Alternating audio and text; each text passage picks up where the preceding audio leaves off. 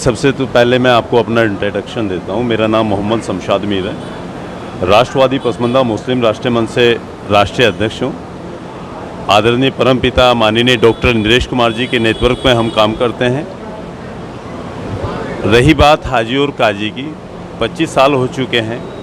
25 साल में ना तो विकास नज़र आया, हाँ एक बात तो नज़र आई, आदरणीय करतार सिंह भड़ाना जी यहाँ पर आए। उन्होंने आते ही एक बड़ा चैलेंज इन लोगों के सामने रखा, और वो चैलेंज इस प्रकार रखा कि यदि मैं यहाँ से विधायक बनता हूँ तो सबसे पहले जो मेरी निधि है उस निधि के 3 गुना ज़्यादा यहाँ पर विकास करने का काम करेंगे। दूसरी बात, काजी जी और हाजी जी ने यहाँ पर जो डिग्री कॉलेज बनना था, यहाँ पे डिग्री कॉलेज बनना था, बाईपास बनने थे, जो विकास के कार्य थे, या प्रधानमंत्री आवास योजना के तहत ग्राम में जो प्रधानमंत्री जी के द्वारा विकास के लिए आवास मिलने वाले थे, इन लोगों ने उन सबको रोक के रखा। ये चाहते हैं मुसलमान आगे बढ़ना नहीं चाहते हैं लोग। अगर मुसलमान आगे बढ़ेगा तो अपना हक मांगेगा, मुसलमान शिक्षित रहेगा तो नौकरी मांगेगा। कांग्रेस की आज तक डिवाइड एंड रूल की पॉलिसी रही है, और कांग्रेस पार्टी ने अक्सर जो है मुसलमानों को बर्बाद करने का काम किया है, मुसलमानों को कमज़ोर करने का काम किया है।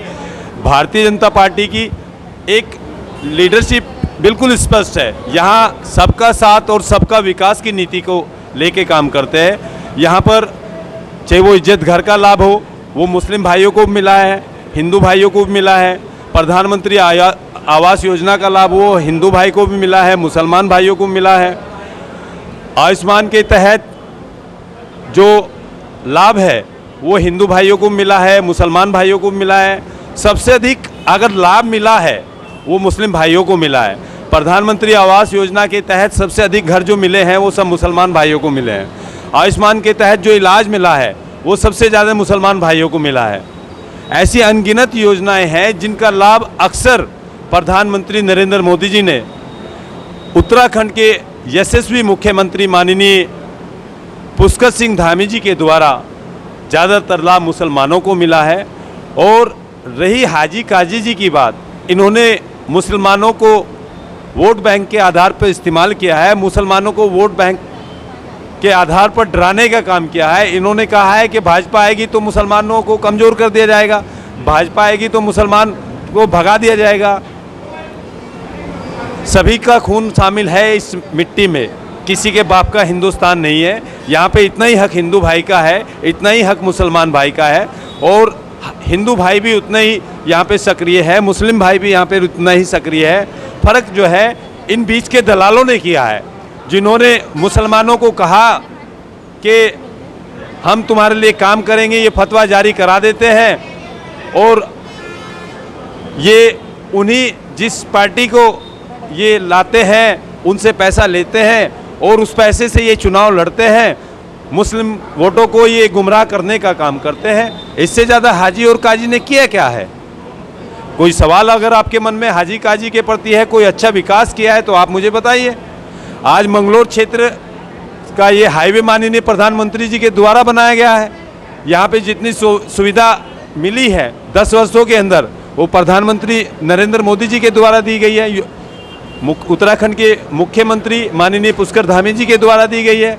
हाजी और काजी के द्वारा वो विकास कौन सा हुआ है वो आप हमें बताइए संपादक महोदय, वो विकास बताइए जो हाजी काजी के द्वारा हुआ है। मैं गांव देहात से गुजर के आया हूँ, मैं यहाँ पे भड़ाना जी के लिए वोट मांग रहा हूँ, और हम लोग यहाँ पे मुसलमान होने के बावजूद इतनी दूर से चल कर आए हैं। वो दर्द है हमारे दिल में कि यहाँ का हमारा मुस्लिम भाई है वो गुमराह है, हमारा जो मुस्लिम भाई है उसको इस्तेमाल किया जाता है।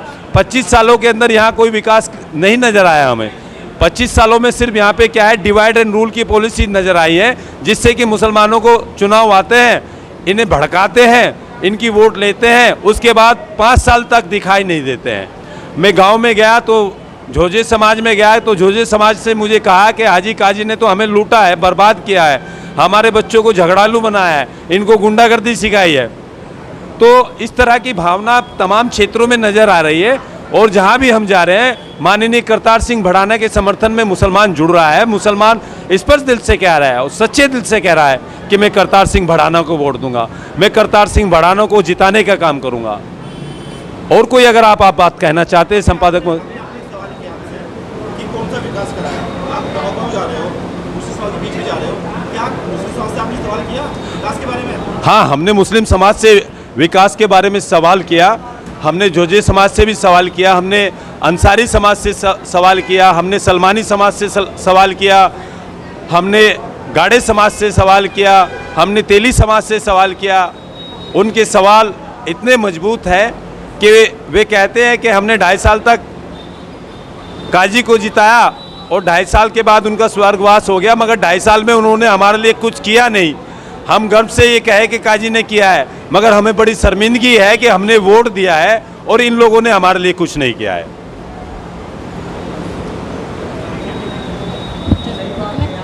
बारे में आप क्या कहना चाहते हैं?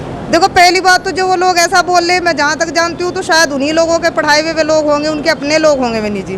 दूसरी मेन बात ये है कि उनके कहने से ऐसा कुछ नहीं होने वाला है, क्योंकि जो सही लोग हैं वे भी देख पा रहे हैं कि हमारा विकास कहाँ होना है और हमारा साथ किसके साथ है, सबको पता है। दूसरी मेन बात, जो बाहर के व्यक्ति उनको बता रहे हैं तो उनके बीच में काजी क्यों नहीं बैठता? वो राजस्थान में क्यों भाषण देता है बैठ के?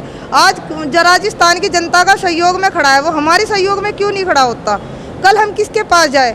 अरे बढ़ाना जी अगर हमारे बीच आ रहे हैं, वो तो यहीं पे ही अपना मकान बना रहे हैं, उन्होंने तो ऑर्डर भी दे दिया बनाने के लिए, तब हम उनको मौका देंगे तभी तो हमारे बीच में रहेंगे ना। ऐसे बोलने से खाली पिल्ली कोई फ़ायदा नहीं होता। ये उनके पढ़ाए हुए लोग हैं जो इस तरह की बकवासबाजी कर रहे हैं, उनकी बकवासबाजी से कोई फ़र्क नहीं पड़ने वाला।